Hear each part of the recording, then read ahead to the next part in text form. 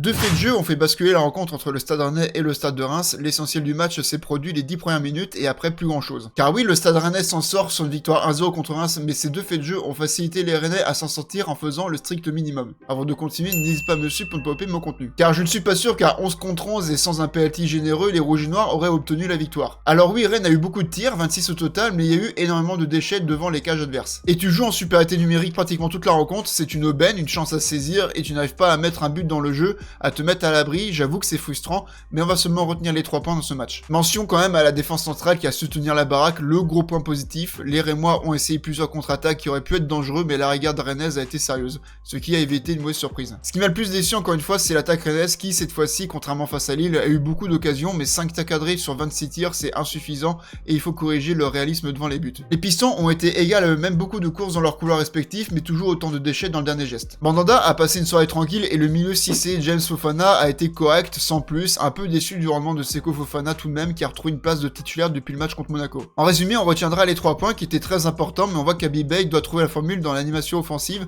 surtout devant pour être plus tueur dans les cages. Heureusement qu'en face c'était une équipe malade, ça aurait été une équipe de première partie de tableau, ça n'aurait pas été la même, même à 10 contre 11. Et pour toi, qu'est-ce que tu as pensé du match? Dis-le moi dans les commentaires, Kenavo.